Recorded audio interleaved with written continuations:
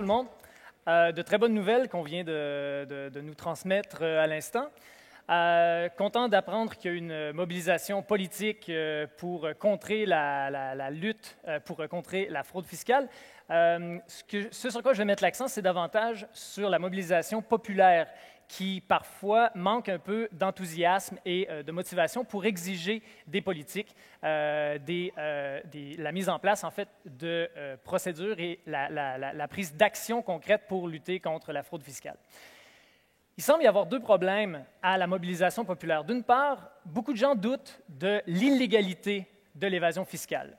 C'est en grande partie dû au fait que plusieurs États qui sont engagés dans une concurrence fiscale ont petit à petit accepté différentes pratiques qui sont des pratiques d'évasion fiscale, mais les ont tolérées et les ont même rendues parfaitement légales à travers la signature de conventions fiscales avec des pays qui pratiquent l'évasion fiscale ou des paradis fiscaux, avec le fait que plusieurs pays n'intendent pas de poursuites contre les fautifs.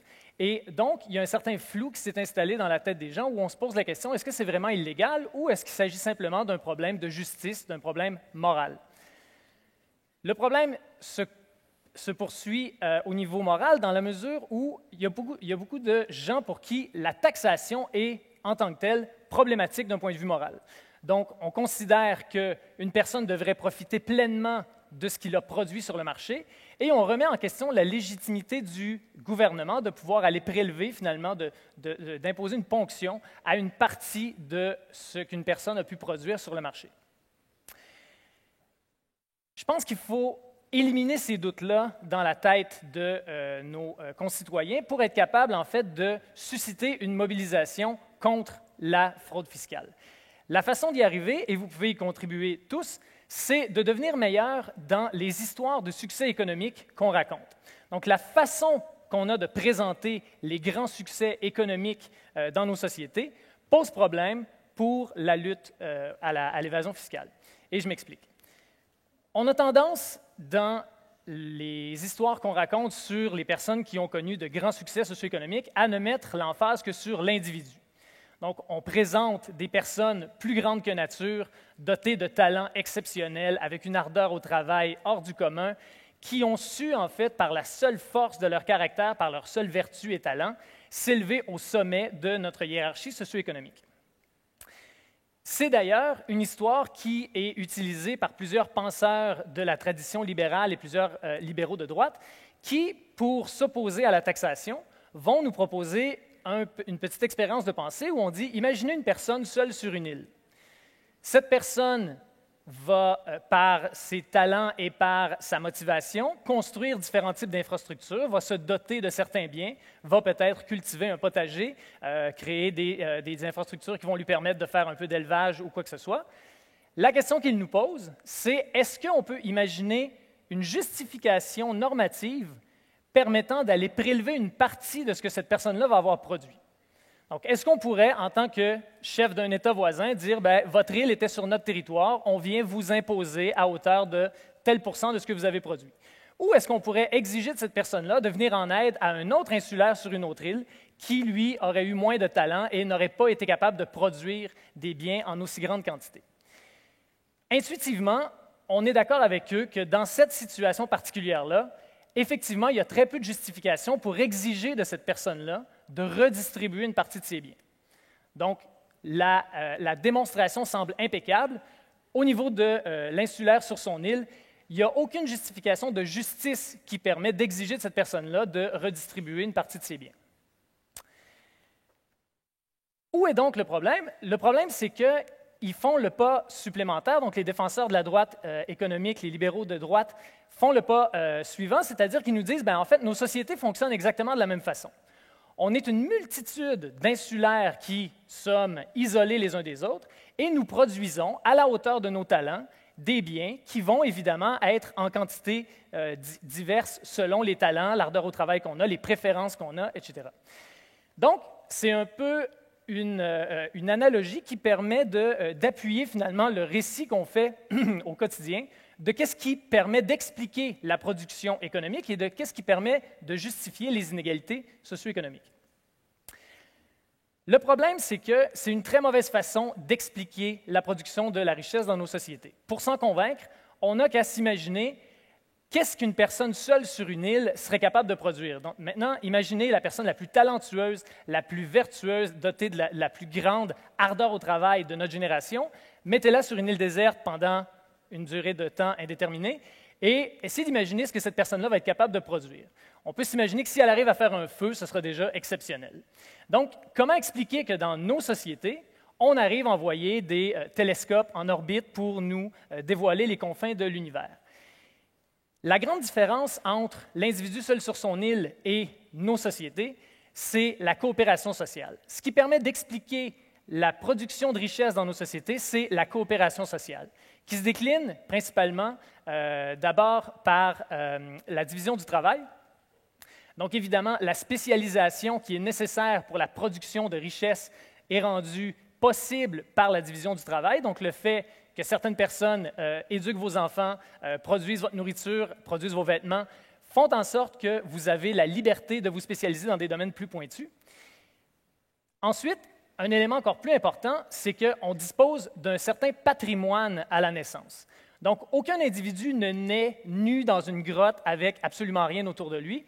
On profite de ce qui a été produit et accumulé par les générations passées et de ce qui nous est rendu disponible par les générations actuelles.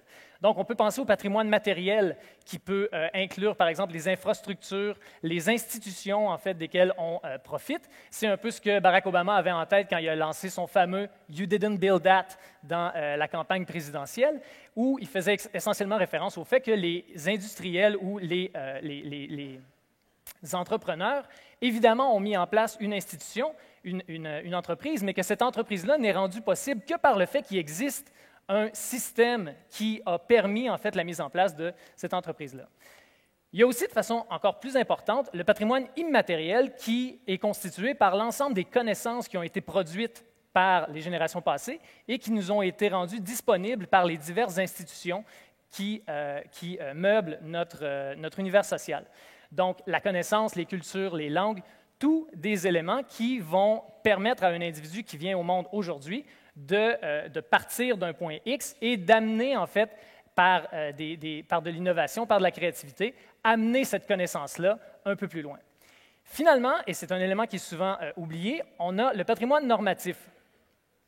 Présentement, il y a des millions de personnes qui sont en train de ne pas dévaliser ma maison et de ne pas agresser mes enfants. Ce comportement social-là, en fait, est absolument nécessaire pour créer une motivation chez les individus à se consacrer à la production de richesses. Donc, sans une certaine définition de quels sont nos droits fondamentaux, par exemple, notamment le droit de propriété, on ne pourrait pas, en fait, imaginer la production de richesses. Si vous n'aviez pas une sphère qui protège votre propriété, vous n'auriez aucun intérêt à investir temps et énergie dans la production d'une certaine quantité de richesses dans la mesure où vous n'auriez pas la garantie de pouvoir en profiter. Quel problème ça pose? En fait, ça pose le problème suivant. On a une intuition de justice selon laquelle on devrait profiter des fruits de notre travail. Cette intuition-là est excessivement importante et est source de motivation pour lutter contre des phénomènes qui nous semblent injustes.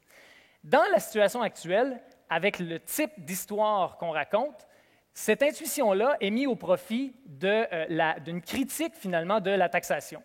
On voit, en fait, d'un œil un peu dubitatif le fait d'imposer des taxes très élevées à des individus qui ont du succès, alors que si on a une explication ou une description un peu plus réaliste de comment on produit notre richesse, c'est-à-dire si on fait intervenir la nécessité de la coopération sociale et la nécessité de l'interdépendance entre chaque individu qui produit de la richesse, cette même intuition de justice va être mise au profit justement du bien commun et va être mise au profit d'une justification de la taxation qui ne sera plus considéré comme simplement un phénomène par lequel on prive certains individus talentueux d'une partie de leurs biens, mais plutôt comme étant une dette que ces individus-là ont face à la société dans la mesure où ils ont profité d'un ensemble d'infrastructures, d'un ensemble d'institutions qui leur ont été bénéfiques.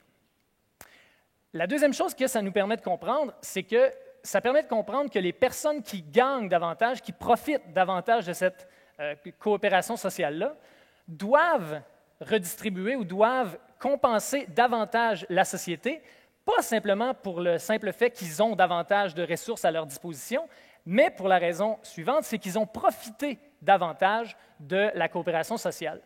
Donc, le fait qu'une personne puisse se hisser au sommet de la hiérarchie socio-économique est un signe évident que cette personne-là a profité davantage de la coopération sociale qui était disponible pour elle. Donc, le fait qu'une personne ait eu un rapport privilégié avec le patrimoine matériel, immatériel et normatif, le fait, par exemple, d'avoir vu le jour dans une famille qui valorise la connaissance, qui valorise l'éducation, le fait d'avoir vu le jour dans une famille riche qui permet justement de combler les besoins de base, le fait d'avoir vu le jour dans une société où on profite d'institutions telles que des écoles efficaces, des bibliothèques bien garnies, un accès à Internet pour justement avoir accès à la connaissance, ça permet d'expliquer d'une part comment la production de richesse est faite et aussi qu'est-ce qui détermine le fait qu'une personne plutôt qu'une autre en produit en quantité variable. Donc, à partir du moment où on remet dans nos histoires d'explication de ce qui fait qu'une personne a eu du succès économique, tous ces éléments-là, ça nous permet en fait de réintroduire un aspect fondamental qui est l'aspect de la chance. La chance est absolument centrale dans l'explication du succès relatif qu'une personne pourra avoir sur le marché. Et ce n'est pas simplement la chance prise de façon un peu abstraite, c'est la chance par rapport au rapport qu'on va entretenir avec les institutions. Donc, le fait d'avoir accès à un patrimoine matériel, un patrimoine immatériel et à un patrimoine normatif qui nous avantage, on peut, si on essaie d'expliquer le succès un peu inférieur à celui des hommes qu'ont eu les femmes en entreprise dans les années 40, 50, 60, si on ne fait pas référence aux normes qui étaient biaisées radicalement en faveur des hommes, bien, on passe complètement à côté d'une explication qui est crédible pour justement expliquer ce phénomène-là.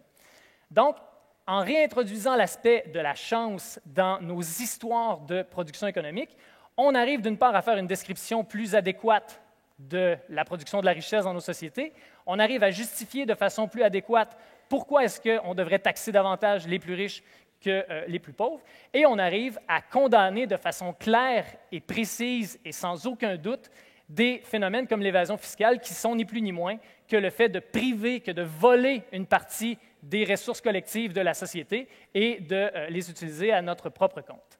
Merci beaucoup.